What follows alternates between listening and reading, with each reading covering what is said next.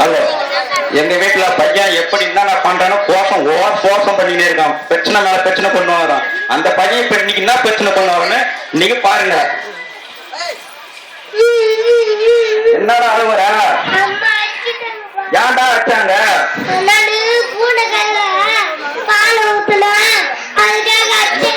என்னடா பண்ண?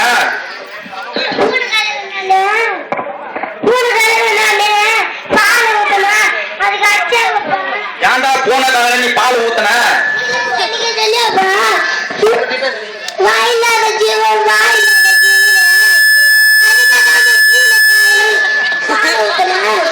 பாருங்க, இந்த காலத்து பசங்க நாம ஒண்ணு சொன்னா அவனுக்கு ஒண்ணு செய்யறாங்க.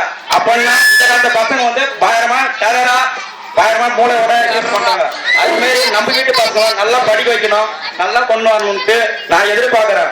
பாருங்க, சின்ன பையன் வீட்டுல நான் வந்து அடிக்கடி பிரச்சனை கொண்டு வரேன் சொல்லிட்டு தினமும் ஒரு ஐடியா சொல்லிட்டே இருந்தேன், பிரச்சனை கொண்டு வரேன். ஆனா நான் ஒண்ணு சொன்னேன், ஏன்டா வாயில்லாத ஜீவனை எதுக்கு அடிக்கிற பூனை குட்டியை போட்டுன்னு அவன் என்ன பண்ணிக்கிறான் பாருங்க.